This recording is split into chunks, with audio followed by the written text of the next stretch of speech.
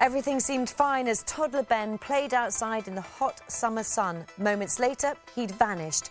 20 years on, his mum is still haunted by his disappearance.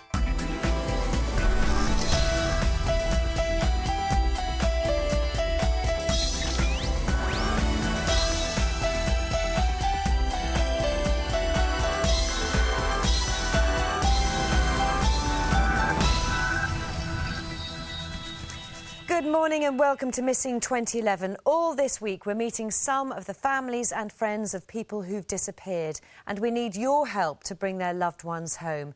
Later we'll be joined by presenter Kirsten O'Brien, an ambassador for missing people.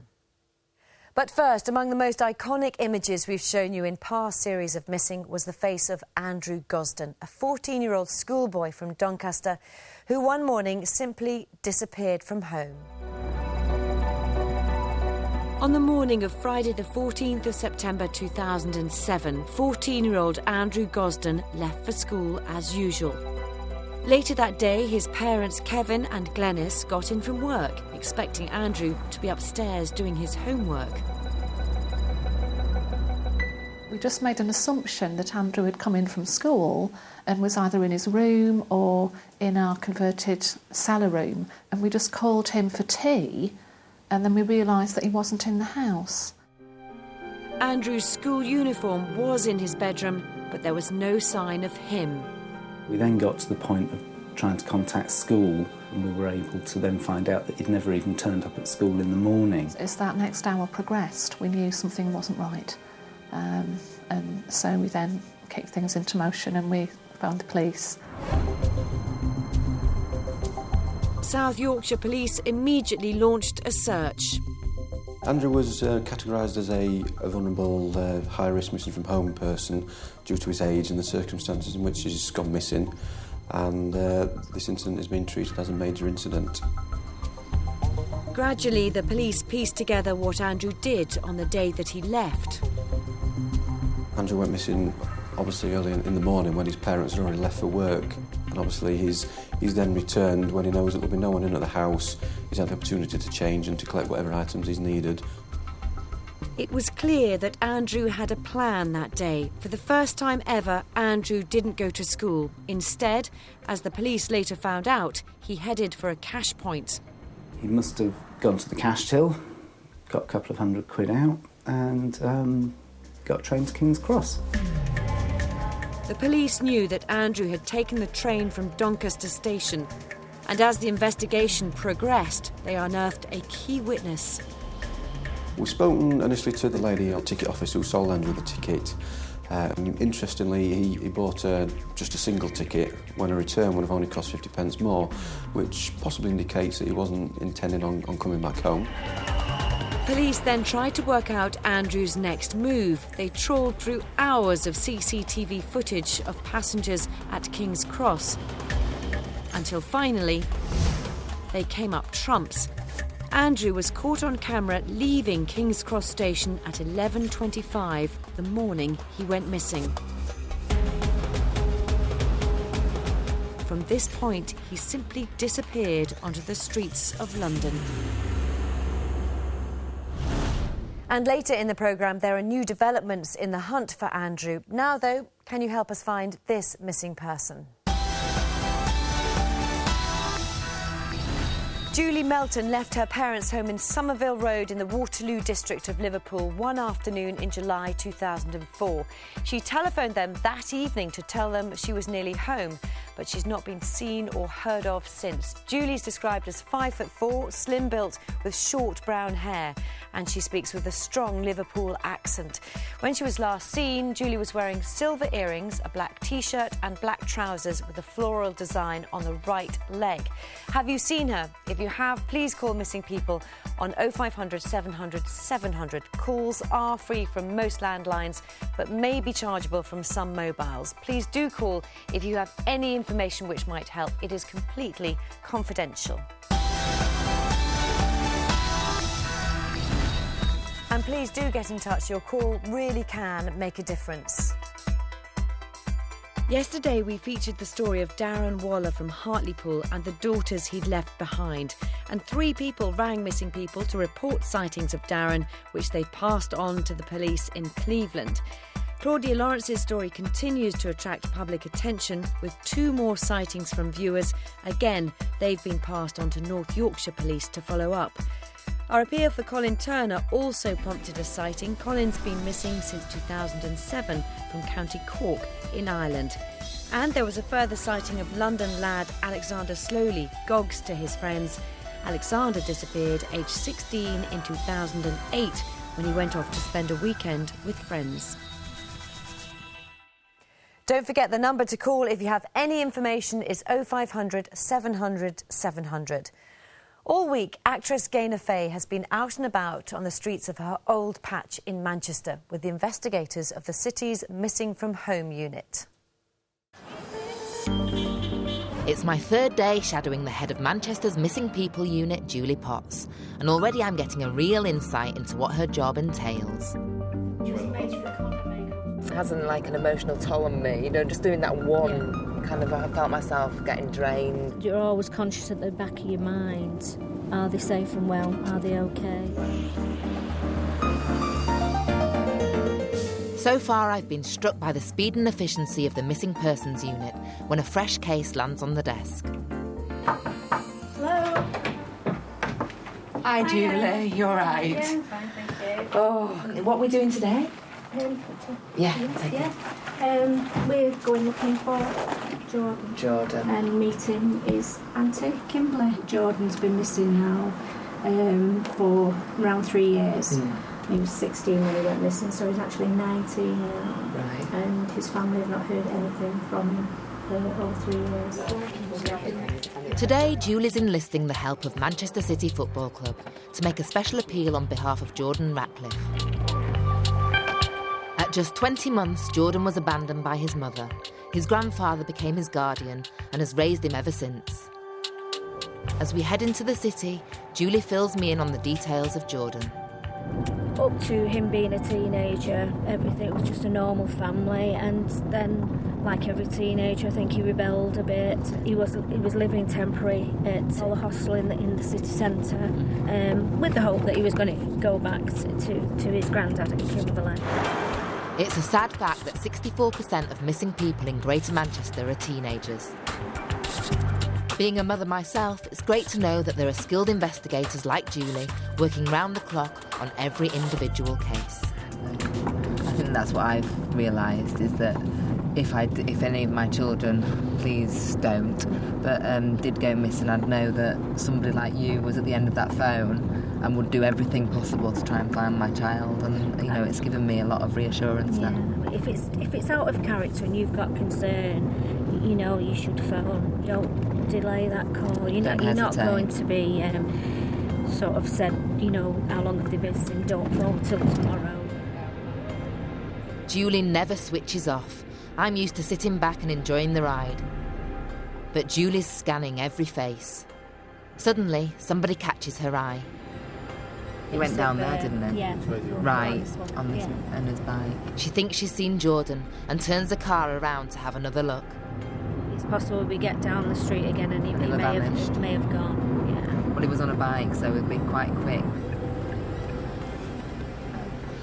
It's not Jordan, but he might be in the area, so Julie drops more posters off in the local shops. It's a young man who went missing. 16 at the time he went missing, yeah. He's been missing for 3 years. From Boston, yeah. No, I'll leave it in permanently till you... whatever. Till we find him. It's a pleasure. Well, yeah, I hope you do find him. Yeah. Thank you very much, that's great. Thanks. Then it's time to head into town to meet Jordan's aunt, Kimberly, to give her an update on progress. Kimberly was the last person to see Jordan when she dropped him off at Tib Street in the middle of Manchester, thinking he was heading for a hostel. Did he ever get to the hostel? No. A few months later, me and my boyfriend went and picked all his stuff from the hostel. Right. All his clothes in black bags. And what are you doing to still keep looking for him? Obviously, keeping in contact with the police. And Obviously, you and Julie have formed quite a friendship now through this case, haven't you? Yeah. Kimberly will phone me up and let me know if there's been any possible sightings of Jordan in the area, and then I'll let Kimberly know regarding any recent inquiries that we're doing, and just generally give an update. So what do you think personally, what do you think's going on? We don't really know what's going on. Obviously he's out there somewhere. Maybe he feels if that he can't come home now because it's been too long. Obviously we just want to reach Jordan to let him know to contact home, just to let us know that he's safe. Yeah, not necessarily that he needs to come home, but just to let you know that he's safe and well and that he's not in any trouble. Yeah. You just want to know he's all right. This afternoon, Julie and Kimberly are heading to Manchester City Football Club. They're taking part in a groundbreaking scheme to help find missing people. The club are running an appeal for Jordan on their match screens, which will be seen by thousands of fans. I mean, they could even see that themselves and not even be aware that they've been reported missing. So, to me, the more we can get out there, the more media attention we can get, the better. This season alone, they've highlighted 43 cases of missing individuals from Greater Manchester, and 16 have since returned. It was clear to me that obviously Kimberly was quite moved by the photograph of her nephew that appeared on the screen, and obviously 3 years on she still, gets upset when she sees his face. So let's just hope that this will bring a fresh information forward. There's lots of people here at the stadium that could see all those missing people, and, every little bit helps. Tomorrow, Gaynor and Julie get their own glimpse of what happens when someone goes missing overseas as they get on the trail of a young backpacker in Central America. Still to come on Missing 2011. In an effort to find out what happened to their missing son, Andrew, Kevin and Glenys Gosden have resorted to the latest underwater technology as they use sonar to conduct a search of the River Thames. The tabloids were full of it. A blue-eyed, blonde British toddler had gone missing on a Greek holiday island. In the summer of 1991, the story of Ben Needham made a huge splash. Britain was shocked by the disappearance of 21-month-old Ben Needham from his family home on the Greek island of Kos. We've heard nothing from Kos at all. Just hoping that Scotland Yard and the police here can try and do something, because there's just been no developments at all from the time he went missing. It's been 20 years since Ben disappeared, but his mum Kerry has never given up hope of finding him. I was 17 when Ben was born, just going on 18. Being a mum at that age was frightening, I suppose, not knowing if I was equipped to do a proper job or anything like that. But from the moment that the doctors told me and confirmed that I was pregnant, I was so happy, so happy. He was always wanted to be the centre of attention. He was always playing, he was always smiling, he was always happy. He was funny, loving, naughty at sometimes. It was everything in a child that you could wish for. It was my angel.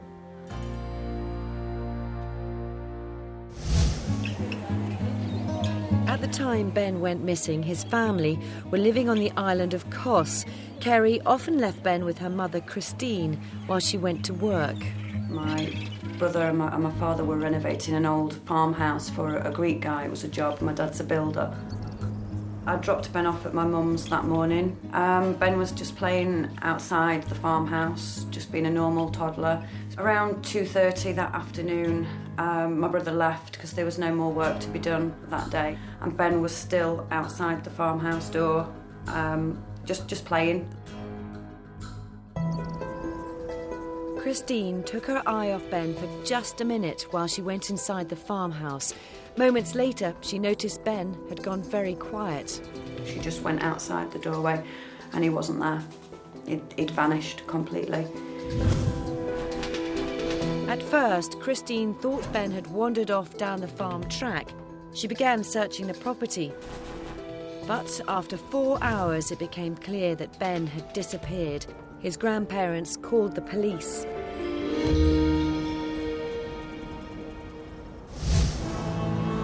The Authorities, alongside Ben's family, began combing the island. And the next day, they uncovered a promising lead. Local builders had seen a white car parked on the lane around the time Ben went missing. When he first disappeared, Mum didn't think that he could have got to the bottom of that lane in that short space of time. We find it very unlikely that he did. It was possible for somebody to be waiting in that lane and come round the back way of the farmhouse and take Ben from there. Despite a lengthy investigation into the possible links between Ben and the car, none has ever been found. Kerry moved back to England in 1991 and had a daughter, Leanna, who's grown up in the shadow of a brother she's never seen. Even though I don't know him, I know so much about him and what he was like as a child and things like that, and what we can imagine him to be like now. I just always have that brother-sister bond. Every day Ben's in our thoughts. We always do spare a moment to think about him, like what could he be doing today? Has he got a family? What's he doing with his life?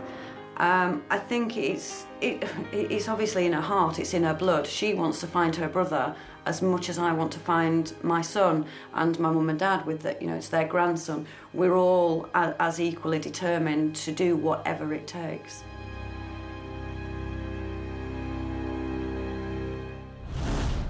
Well, Ben's sister Leanna is unwell, so she and Kerry aren't able to be here with us today. But PC Jane Morley of South Yorkshire Police, who's their family liaison officer, is here with us now. I know you've been working with them for some years. How do you help them? Basically, I've been working with Kerry and Leanna now since 2005.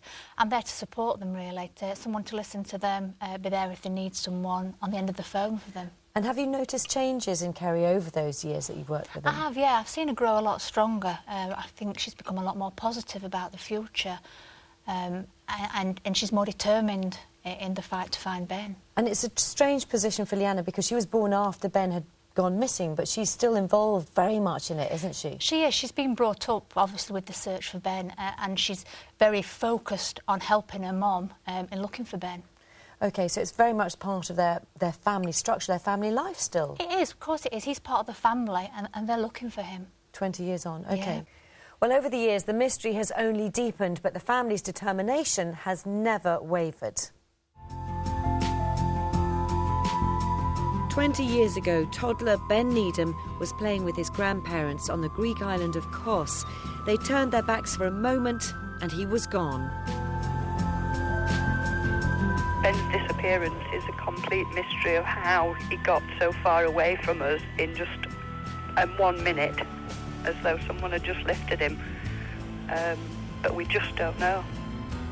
Our family's just ripped apart. We can't stand it anymore. If we don't find him, we're just going to go to pieces. We're just going to fade away. His family were plunged into a major missing persons investigation on a remote Greek island where the police had few resources. Because police, in the beginning, I think we found quite difficult to deal with. One, I think they weren't equipped to deal with an abduction case, maybe through no fault of their own. You know, they're island police officers, they're not trained, they're not CID, they're not FBI, they're just island police officers that are used to dealing with tourist crime, not a child abduction or murders or anything like that. Mistakes were made in the first few hours. Ferries leaving the island weren't checked, and it took 2 days to alert the airport. The family stayed on the island for 7 weeks, assisting the police with a slow and painstaking search, but there was no sign of Ben. I've just got to keep that hope for Ben's sake, because we love him too much to give up. Won't give up.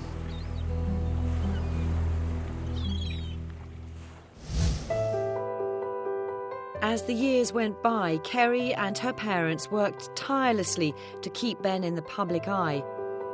Then suddenly, in 1998, police turned up a significant new lead. A British tourist spotted a blonde boy on the island of Rhodes, 50 miles from Kos. He chatted to the boy and, while ruffling his hair, grabbed a strand of it for testing.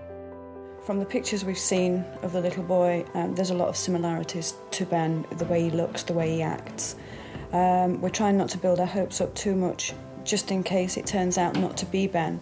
But obviously, you know, we're very hopeful because we want him back. But DNA testing proved it wasn't Ben. There's been quite a few like that are heart-wrenching. You know, the information sounds spot on. You know, you think the nightmare's finally ended, but when you get there and you see that child, you know instantly that it wasn't Ben. There's been quite a lot that are like that.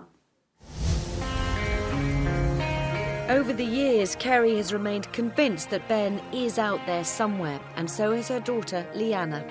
What doesn't kill you makes you stronger, and that's my mum's the living definition of that. My mum is incredibly strong, and she'll never give up. I don't think any of us will. None of us. Why has he got a stick? Because he was playing golf and the golf clubs were too big for him.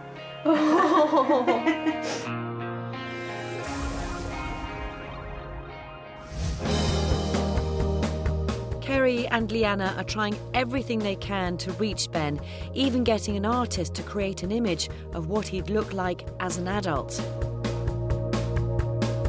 See, when Ben disappeared, the internet didn't exist, mobile phones didn't even exist. So now, as obviously, you know, the world's moved forward, we can actually bring Ben's case forward into, you know, the 21st century, really. A new website's been made for Ben's campaign. We organised a Balloon for Ben week. Everyone sent their photographs in of releasing a balloon and like wishing that Ben would be safe and well and found. Ben could be anywhere in the world. You know, it's not saying that he's necessarily in Greece. The more people that are aware that Ben is missing, the better chance we have of finding him, because it only takes that one person. There may be a chance that he might think something's not right. Maybe he's looking for us now but doesn't know the way to find us. I think now, the days that with all the technology and Facebook and things like that, I think it's getting to the point where eventually he will find us rather than us finding him.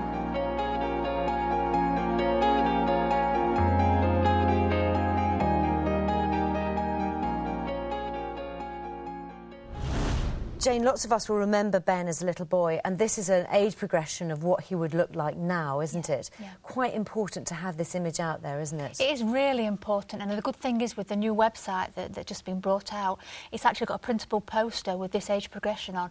I think it's 18 languages it's available in, so actually this poster can be printed out throughout the world. OK, and also, he was only a tiny toddler when he went missing, so he, as a 21-year-old, may not even know this whole story. He won't, but again, with the posters, hopefully, someone may recognise him or he may recognise himself. And his sister makes that point that maybe he will be the key, he will be one who comes back to them, as it were. Yeah, that's always their hope, that he will recognise himself and come back. OK, well, thank you very much, Jane. OK, thank you. Now, please help us find this missing person. This is Stuart Cook, who's been missing from Arbroath near Tayside in Scotland since September 1994. Stuart is 5'11" tall, of medium build with short black hair and brown eyes. He's a seaman by trade and has a tattoo of a ship on his lower right arm. Stuart's family are desperate for him to get into contact with someone. He can call the confidential service Message Home on free phone 0800 700 740, where he can get help and support.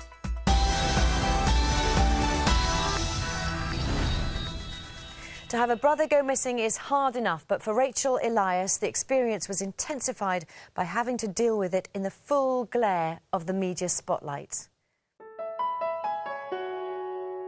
Richard was my brother. He disappeared on the 1st of Feb 1995, which was 16 years ago, and we've had no sign of him since that date.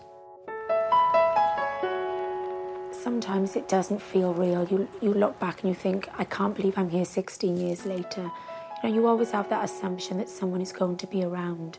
You know, when they go so suddenly, it sort of ruptures your whole thinking. He would be 43 years old now, but he was 27 when he went. To me, he still is 27.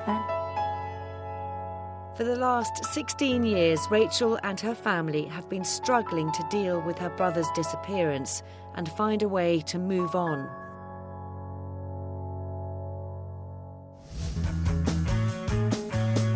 At the time he went missing, Richie Edwards was a musician in one of the UK's most famous rock bands.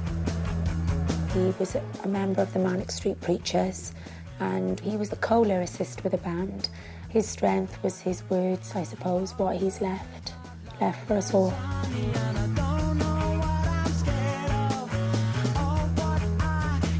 But his rock star lifestyle was mixed with periods of depression and unease about his growing fame.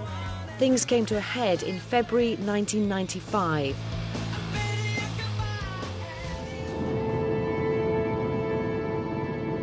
He checked into the Embassy Hotel in Bayswater with James, the lead singer. They were due to fly to New York on a promotional trip of the album.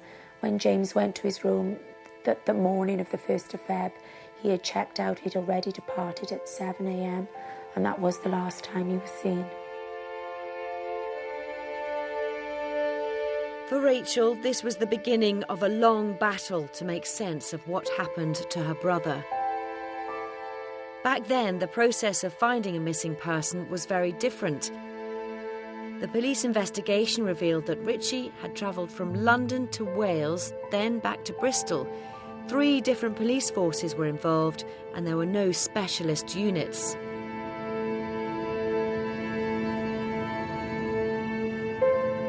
In terms of searching for him, I contacted, obviously, all his friends and family and anyone we could think of. We traced back to old haunts that he'd been to. You have to remember, it was 16 years ago. There was very little CCTV footage like there is now. He didn't have a mobile phone, and we were left really in a difficult situation in terms of the search process, because we had very little, apart from contacting everyone he knew, to actually go on.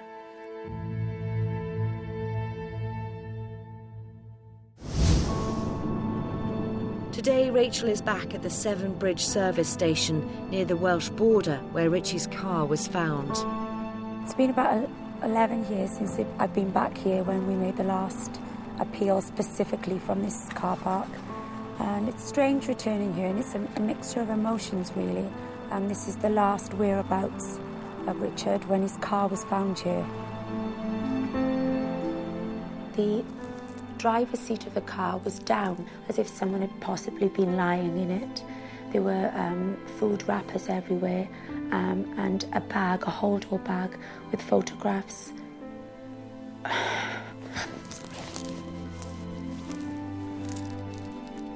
It's funny how things catch you. Although Richie's car had turned up near the Severn Bridge, the police didn't think that he had committed suicide. They assumed he was an adult who'd made his own decision to disappear. But Rachel saw things differently. As the months dragged on, she had to face the possibility that Richie had died, and so she decided to take the investigation into her own hands. I decided to contact coroners either side of the Severn Bridge, with a view to possibly locating him if he had jumped from the bridge and been found. During that time, I was given a number of unidentified bodies that had all been found at various points around the Bristol Channel. It's a very traumatic thing to have to contact coroners about dead bodies. 6 years ago, Rachel found a toiletry bag belonging to Richie and asked the police if they could retrieve any DNA and check it against their records. She hoped it might show once and for all whether Richie was dead, but no match has ever been found. They managed to obtain a full profile of a hairbrush and 2 travel toothbrushes, which is now on the unidentified database, so that I suppose if any other bodies are located, they can be cross-matched against it. Rachel still hopes that one day she'll find Richie, but with no news either way, she's been left with the difficult decision of what to do with his money and his estate. It's not just the emotional aspect that you have to deal with when someone goes missing. It's the financial and legal aspect. It took Richie's family 4 years to get a presumption of death certificate through the courts. Now Rachel has joined a campaign for legislation that will help families deal with the practicalities of a missing person's life. Rachel is here now, also is Patricia Barrett, who's a lawyer. Rachel, looking back over the last 16 years, it's a tough question to ask you, actually. What's been the lowest point, do you think, for you? I think the whole experience has been difficult. As time goes on, it doesn't become easier. In fact, it becomes more difficult because there is no resolution. You have to face up to the fact you may always have to live with the uncertainty, and that's the most difficult part. And you also had to go through that presumption of death process. Yes, at the moment there's no automatic process that a family falls into when they have to go through that. And that's why Missing People are such an important charity, because they're pushing forward with a policy campaign to hopefully address that for future families. OK, so Patricia, I know you're working specifically on this. What is the situation at the moment for families if someone goes missing, and how tricky is it? At the moment it's very difficult and very confusing, and there are different procedures, different rules for whether you're trying to remarry, for example, or whether you're trying to get probate, or for different aspects. There's primary legislation, case law and secondary legislation. To be honest, it's all over the place. So what would you like to see done about it? I want a bill in Parliament, and we've already drafted it, it's ready to go, which would set up a system. You would go to court once and once only, and you would get a certificate of presumed death, and that would be useful, and you could use it in all circumstances. How much difference would that, how much easier would it have made for you and your family if that had existed? I think you're already faced with a traumatic situation. It would have been extremely helpful because we would have known what to have expected, whereas it was just a case of each day we didn't know what was going to happen, what the outcome was going to be. It would have been hugely helpful. And really clear from there that you actually had to do a lot of work yourself, didn't you? And I think that's because there was no single point of contact in the police. The Missing Rights campaign is hopefully aiming towards that, because his case fell within the conjunction of 3 police forces. It made it really difficult. Yes. Looking at the situation now and all that you know and that all you've been through, are you still hopeful that one day he just might turn up somewhere? Yes, because the presumption of death legislation for us was just an end to his financial affairs. Pure and simply that. It's a strong term, but it's something that has to be used in the court process. But we still have no outcome. We don't know whether or not he's alive or dead, and we still hope that he is alive.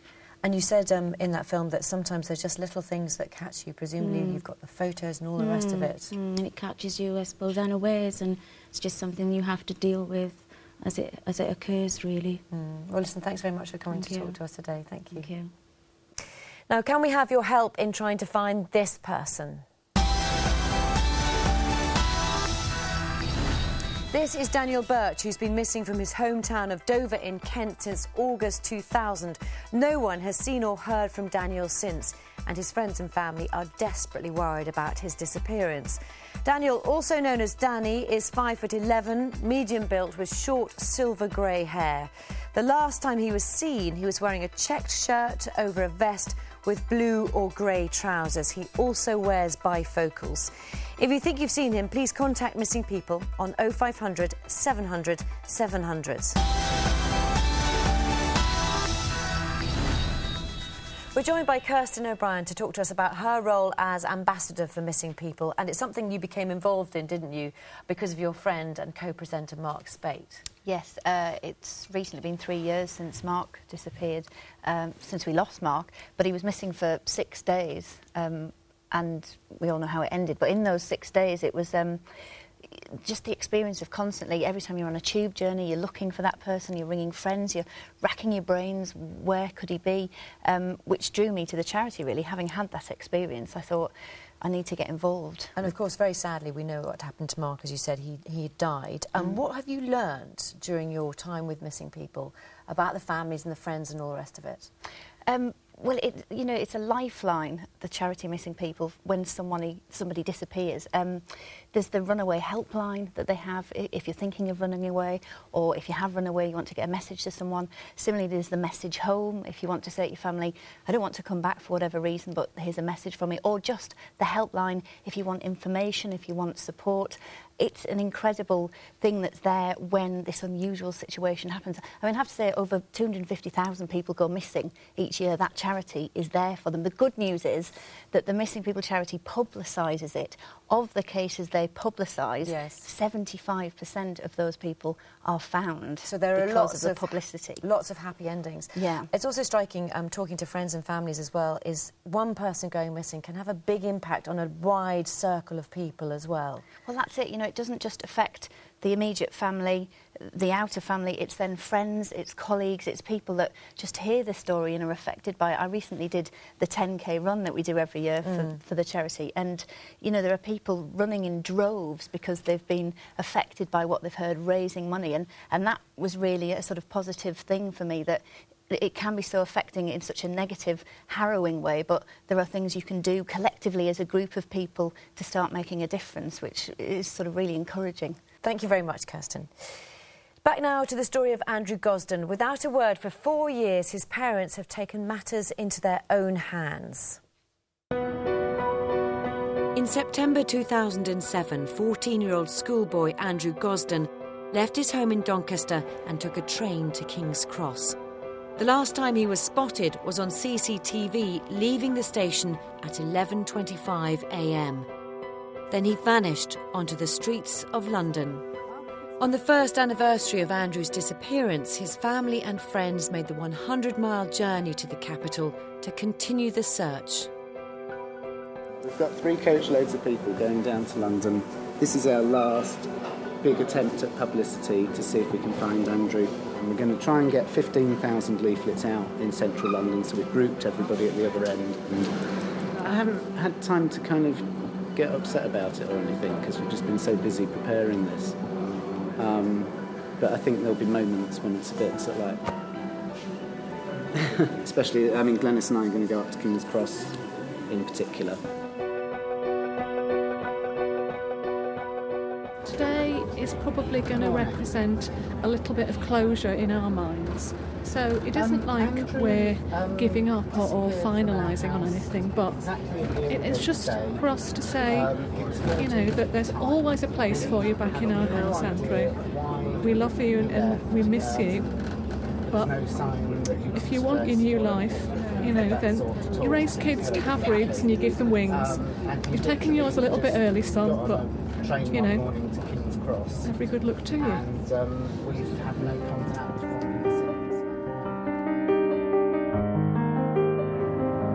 100,000 young people go missing every year. Many of them head to London. The majority of teenagers are found within 48 hours, but over 2,000 under 16-year-olds like Andrew are still out there. Hiya, excuse me, looking for this lad. I wondered if you might be able to display it somewhere. It is very strange to be here. I think this was the last place he was seen. After 3.5 long years without Andrew, Kevin and Glenys began to face the possibility that he might not come back. In an attempt to find answers, they decided to search the Thames to see if Andrew may have somehow ended up in the river. Earlier this year, they turned to a firm who specialise in sonar technology. They just designed a new machine to help find drowning victims quickly. Using this pioneering underwater robot, they searched the riverbed for Andrew. Well, Kevin's here now with sonar expert Duncan Winsbury. Kevin, just tell us first all about that point you got to, sending this equipment into the Thames. How did you get there? It's fundamentally, none of us in our family can imagine that Andrew could be absent for this long without making contact of any kind, because he was always quite a caring, thoughtful personality, and we just find it impossible to conceive that he would allow us to go through all this for so long without even, you know, some kind of message sent to us to let us know he's okay. So then I guess we start thinking more about, could he have been suicidal and hidden it well? Could he have been murdered? Could he have been abducted? Things like that, none of which are nice scenarios, but they're all possible scenarios. OK, so at that point you brought in Duncan, and Duncan, you've brought some of the equipment into the studio, so just explain briefly what it does. This is called the Starfish. It's a side scan sonar. It takes a moving image of everything beneath the surface of the water and overlays it onto electronic map. OK. And you can see everything down there, from car tyres to fish to even people. And this helps as well, doesn't it? It does. This will find the targets for the SARBOT to actually investigate, find out exactly what it is, and actually perform the rescue. OK, and the images are then shown up on the shore on this camera that you have set up here, aren't they? So that's the control unit for the SARBOT, and which enables it to navigate through zero visibility and find anything that's beneath the surface. So using all this equipment, Duncan, you searched the Thames and you didn't find Andrew? No. Lots of other objects, sunken boats, sunken cars, but no people. Is that good news for you then, or not? It's a very mixed thing. I think we knew at the outset that you can kind of win with it. If we'd found Andrew was under the Thames, then that would bring us closure, but also raise a host of questions about how he ended up there, which would obviously be very difficult to deal with. Having not found him, there's a positive there in that statistically that would raise the chance that he is still alive and well somewhere, but it still leaves us in this horrible, ongoing, never-ending limbo of just thinking, well, why did you go? Where did you go? What happened? So what happens now? You just want to know as a family, don't you, that he's OK? Very much so. We've always said from the very beginning, Andrew is part of our family. Any time he wants to come back, to be honest, the worst thing that will be waiting for him on coming through the door is 3.5 years plus of hugs. We'd love to see him again. But if he is alive and well somewhere and quite happy with the life he's made for himself, we would just... It would help us so much just to know that he is OK. OK, thank you very much. And Duncan, thanks very much for showing us that, which is very good equipment for helping looking for missing people. Thank you. On tomorrow's programme, 4 years on, Jerry and Kate McCann talk about life without Madeleine. Gaynor Faye in Manchester gets on the trail of Alex, who's a young backpacker who went missing on holiday in Panama. And we'll be joined by actress Brenda Blethyn, Hollywood star, and in her recent film London River, mother of a missing girl. Thanks for watching. We'll be back tomorrow morning at 9:15. Goodbye.